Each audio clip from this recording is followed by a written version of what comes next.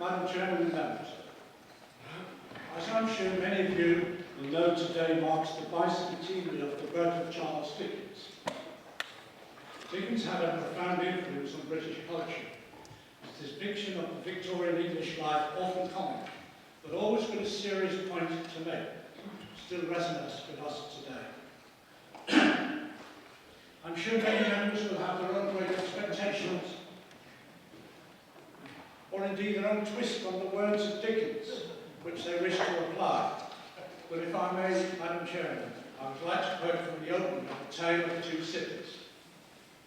It was the best of times, it was the worst of times. When Dickens set his novel, it was a time of dramatic upheaval, as is the period in which we live today. The global economy is in turmoil. The future of the euro is still unstable, and the British economy is still struggling to find a stable footing. Because the last government left the country broke and failed to save or invest for the future, thus projecting the country into the worst of times. Madam Chairman, over the last 2 years of my budget responsibilities here, I've set before this Council a real commitment to move from short-term budgeting to a stable base for medium and long-term provision planning. This year I want to go further and establish a firmly based 5-year financial business plan. All of us must recognise that we are, in a real sense, running a business. The business is ensuring or providing services for the residents of Surrey for the long term. And that beholds all of us to ensure that we establish a clear and solid base for the future. As I said when I was appointed leader, I intend to do everything possible to continue to improve the services that we provide for the people of Surrey. I also said I wanted to strengthen the work of the Council by adopting what I call the one-team approach across the work of the county, whether that be all members of the Cabinet and the corporate leadership team working closely together, or whether that be building closer partnerships with our district and borough colleagues. I am delighted to say that we are making progress by embedding our one-team approach across all directorates within the Council and to many of our partner teams beyond the Council. This, I believe, will make us stronger and enable us to address whatever difficulties and the challenges that we will face in the future. This is the time for this Conservative administration to stand up for the Surrey residents and our businesses and the most vulnerable in our society. We will embrace every opportunity to ensure that Surrey continues to be the best place to live in the country, the best place to do business in the country, and the best place for communities to grow and prosper. We are determined to steer a course so that Surrey County Council becomes the best performing county council in the country and take action so that Surrey's economy continues to grow in a sustainable way over the next 10 years. That's the way my Cabinet and I want to approach our long-term financial planning over the next decade. Short-termism is out. Planning for the long-term is in. Madam Chairman, as knowledgeable councillors, we know that the Council receives the lowest formula grant from government of any county. Our formula grant from government provides just 20% of our general expenditure, compared to 68% for Hammersmith and Fulham, or even 72% for Manchester. One part of our progressive planning will be to take a strong case to government for further funding for Surrey. As Oliver said, please sir, we want some more. At the outset of this Conservative administration in 2009, we recognised that the County Council needed to make significant efficiency savings over the next 4 years. Our public value review process has already identified 100 million of those savings over 5 years and improved the quality of services. without a single consultant from outside, thus saving the County Council £10 million. We are on course to save over £330 million annually by 2017. I think everyone in the Chamber, Madam Chairman, can agree that these are significant sums. Madam Chairman, this Conservative administration is fully committed to continuing this work and finishing the job whilst preserving frontline services. This is the cornerstone of our vision for the Council's future, working together as one team, but also challenging everyone who works in and for the Council to do better. I include myself in that. I want every one of us, officer or member, to strive to do better for the residents of Surrey. Through hard work, dedication and determination, and by continually challenging ourselves to do better, we will continue to deliver the quality of services that the people of Surrey deserve. I am passionate about this great county, the same as I am about Ireland. Perhaps in the past we haven't fully recognised the many significant potential opportunities that exist in Surrey. We need to capitalise on the assets of this beautiful county. We need to promote tourism, economic development and broadband. That is why the Deputy Leader, Peter Martin, is leading on this very, very important work on behalf of the residents and the businesses of Surrey. Of course, this year, the Olympics will provide economic opportunities for Surrey, with 16 Olympic and Paralympic teams now signed up to Surrey's world-class training facilities. Did you know Surrey businesses have won 295 Olympic and Paralympic Games related contracts? These contracts will bring in more than 740 million to Surrey's economy, raising the economy of the county by 3% in a single year. We've also been invited to take part in the Olympic Legacy Cycling event organised by the Mayor, and will still be a Mayor of London next year. Once again, another opportunity for us to promote tourism and benefit Surrey's economy. Madam Chairman, but it's not just the Olympics that we are focusing on. This year is also, as you said earlier, the Queen's Diamond Jubilee, and I'm sure everyone in this chamber will join me in extending our loyal congratulations to Her Majesty on this extraordinary accomplishment. Yeah.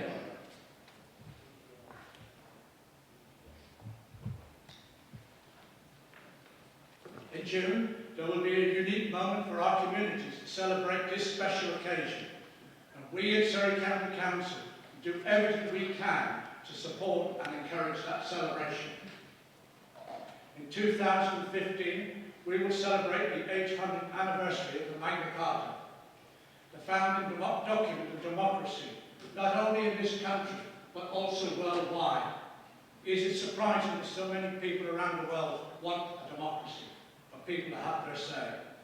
The Magna Carta was signed here in Surrey, a historical moment. Events such as these promote tourism and bring lasting economic benefits to Surrey. I now want to address the Council tax of 2012 and 13. Madam Chairman, this year the Coalition Government has offered a one-year grant to councils if they freeze council tax for the coming year. For many other councils in the country, the government offer is a good one. But after exhaustive analysis by my Cabinet and I, believe that this one-off council tax grant is not in the medium to long-term interest of the residents of Surrey. We must do what is right for the residents of Surrey over the long term, and not accept short-term assistance that will impair our financial stability in years to come. The report today and the recommendations by the Cabinet builds on the 2011 and 2015 medium-term financial plan, which was approved by Council last February. That set out a stable base to protect frontline services, So, today I am recommending we decline the government's one-year council tax grant and an increased council tax by 2.99%, equivalent to 64 pence a week for a brand new property. The full details are contained in Annex 3. Capital plan. We need to invest 681 million over the next 5 years. This includes 244 million for statutory school places. We must continue to invest in our highways, which is one of the highest priorities of our residents. We also need to invest in technology to keep abreast of the changing and challenging environment in order that we can minimise the use of our resources and improve the efficiency of the organisation. Full details of the capital programme are contained in Annex 4. The public value reviews, the medium-term financial plan and our long-term strategy. Our budget builds on the public value review work and planning by cabinet members, strategic directors and scrutinised by select committees, properly focused on the reduction of all unnecessary costs from within the budget. Over the last 2 years, we have taken nearly 130 million out of the budget. By 2016-17, that sum will rise to over 330 million annually. Because of the unstable national position, I am recommending the retention of a reserve balance of 30 million. Once again, a risk contingency sum of 8 million and reserving other funds to protect the council taxpayers in the event of a further economic downturn or recession over the next 12 months. Now I'd like to turn to the individual directives, Madam Chairman. Adult social care. With the findings of the Dillon Commission reported in July of last year, we are now more than ever aware of the pressures of funding on adult social care. Surrey will have a substantial challenge to face, with a population of over 85s set to double over the next 20 years. The Adult Social Care Directorate is continuing its work to ensure the success of its programmes of action. A programme to transform services to deliver what is needed today for the residents of Surrey, whilst realising savings of 111 million over 5 years. Madam Chairman, all over this county, many carers give freely of their time to support family and friends. I want to record my thanks and the thanks of all members and officers of this council for the carers' significant contribution. They improve the lives of so many by their caring commitment. My thanks go to the Cabinet member Michael Gosling, the Strategic Director for Adult Social Care Sarah Mitchell, and her staff for their continued commitment in supporting the elderly in Surrey. Schools, children's services, schools and families. A similar pressure exists in the Children's Schools and Families Directorate, but the demographics of Surrey shifted significantly. We have seen Surrey's birth rate go up by nearly 20% in the past decade, meaning that we need to spend £250 million on new school places. That is the equivalent of 25 new schools. This Conservative administration is working hard to ensure that all children and young people in Surrey get the best starts in their lives. And we are determined that children and young people entrusted into our care should not be disadvantaged in any way, which is why we intend to invest in the government's junior ISA for them. We will match any savings that looked after children and young people save up to a maximum of £260 annually. I strongly believe, Madam Chairman, that as a council we must fulfil our responsibilities as corporate parents of looked after children and ensure that when they enter the adult world, they have the best preparation and have the skills required to allow them to succeed. The necessary savings in the Children's Schools and Families Directorate over the next 5 years amounts to 41 million. My thanks go to the Cabinet members Mary Angel, Tim Hall, Kay Hammond, and to the Strategic Director for Children and Schools, Nick Wilson, and his staff for their commitment, support and education support they provide to the children of Surrey.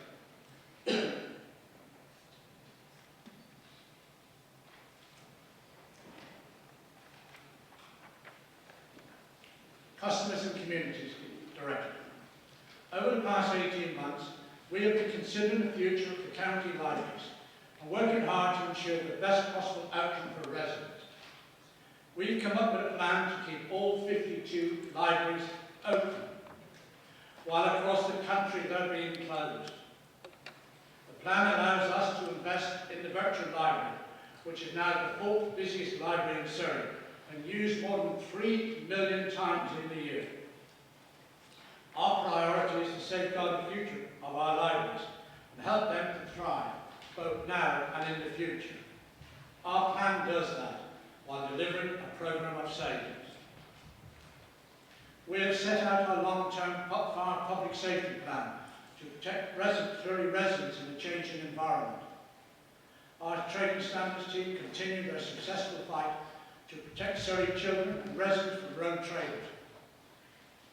The Customers and Communities team has also led brilliantly on the Olympics, and we will all share in that exciting event this summer. Madam Chairman, I would like this opportunity to pay a very special tribute to all the voluntary groups and the individuals who volunteer in Surrey. They give their time and efforts to support their local communities in many different ways, accepting roles as school governors, supporting youth organisations, working to keep the Surrey countryside open for all of us, supporting the elderly in community centres and other places, taking library books to the housebound, working as parish councillors. The list is endless. What a great team they are. These volunteers, including indeed many members of this council, are real champions of our society in Surrey. When I became leader, I wanted to challenge our staff to be able to join these volunteers in making a difference locally. And I am delighted with the response from staff. So many staff have embraced this opportunity to volunteer in their local communities.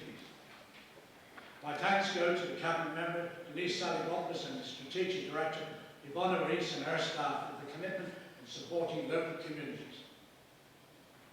The Environment and Infrastructure Directorate. Madam Chairman, the arrival of the first serious snowfall this weekend has demonstrated that the changes we made to our winter maintenance programme has delivered improvements.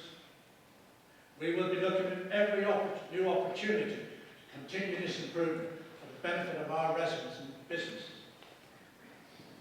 Our residents continue to tell us how important it is that we have a reliable road system. It is also vital to local businesses and is a key factor in driving economic growth. We do, however, have huge pressures on our road network, with the highest ratio of vehicles in UK on our roads of road repairs. But through moving to longer-term highway programming, we can and will achieve around 15% procurement saving, which we believe will allow us to improve our roads and reduce our maintenance backlog more quickly. We are on our way to delivering 70% recycling rate by 2013. I want to pay a special tribute to our district and borough partners for their contribution to this outstanding result. When I became leader, my first decision was to end the recently imposed County Council on-street parking policy. Local committees have been and continue to work with district and borough colleagues who are far better placed to make these local decisions for the local communities. The Strategic Director, Trevor Pugh, has spearheaded the one-team approach and quietly brought about a more efficient coordination of the environment and infrastructure services. My thanks go to Ian Lake, the Cabinet Member, and to Trevor and his staff for the commitment to improving these important frontline services. Change and Efficiency Director. The Change and Efficiency Director represents the engine room of the Council, and its role is to ensure that the frontline services have the necessary equipment and backup to support the delivery of frontline services to our residents. We have invested in our IT services, and this investment will continue. You've heard of the excellent work we've just heard from Mary. But as we meet changing and challenging demands, that investment will continue. Our HR service, quality training courses are making a real difference in skilling our staff and also helping our staff to support our residents. Our long-term plan is to create an income strategy.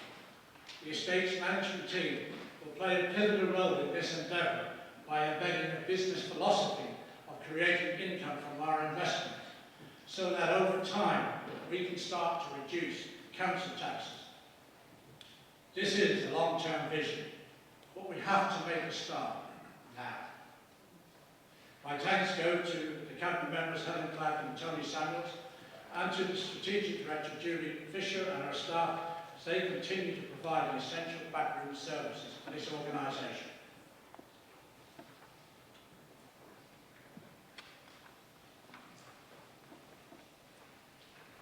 Madam Chairman, I am a passionate advocate for localism. It is my belief that local decisions making should be devolved to councillors who know that area best. That is why I recommend that part of the revenue raised on the proposed council tax increase is specifically directed to those areas to meet residents' aspirations. These are involving more funding to local committees to spend on local road maintenance and highway scheme by 100%, providing 700,000 to support preventive youth services to local committees, increasing members' community allocation by 50% to be used to support and strengthen local communities, establishing a community improvement fund of 750,000 for local communities to set out their case for financial support to realise their ambitions.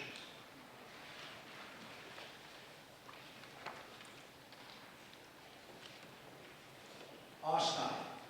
I am sure that all members would wish to join with me in thanking all council staff for their continued loyalty, commitment and service to the residents of Surrey during what has been another difficult and challenging year. I believe Surrey County Council staff are our biggest asset. In order to provide residents with the best possible services, we have to attract and retain the highest calibre of staff. Our priority should be to invest in staff so they have the required skills to do an even better job and to minimise redundancy and retrain or redeploy staff wherever possible. My thanks must go naturally to the Chief Executive, David McNulty, and the Assistant Chief Executive, Susan Kemp, for their ongoing helpful and constructive advice and for ensuring that the operational functions of this Council continue to meet the aspirations of Surrey residents. While I'm talking about staff, Madam Chairman, can I just say what a pleasure it has been to work with the new Chief Finance Officer, Sheila Little, and her staff. They have done a magnificent job. I asked members to cash in mind a number of years, but now we do actually get the reports on time, and I think we are seeing a wave of optimism and a wave of change sweeping through our finance department. Thank you, Sheila. The future. Madam Chairman and members, this Conservative administration is determined to build a long-term, stable future based on 5 key principles. To develop an income funding strategy to assist with our long-term plans to reduce council taxes and rises in the future. To continue to drive public value as a cornerstone to ensure that residents receive the best quality services at the lowest cost. To embrace localism and look for every opportunity to work in partnership with our district and borough partners and the voluntary sector in Surrey. To proactively promote tourism, businesses and educational opportunities in Surrey. And finally, to present our case to government for a fairer funding settlement for Surrey. Madam Chairman, I draw members' attention to the recommendations that the Cabinet and I are proposing for your endorsement as laid out in the supplementary report to the Cabinet meeting on the 31st of January from pages 1 and 2, paragraph 4, 1 to 14. A capital programme of 681 million is set out at recommendation 9. In addition, the recommendation as set out in Annex 9, page 3, para 7, 1 to 9, which sets the council tax requirement for 2012 and 13 at 574.8 million, and propose a council tax rate of Band D, £1,149.66, and at B, the potential indicator set out on page 4 at paragraph 12, A to D.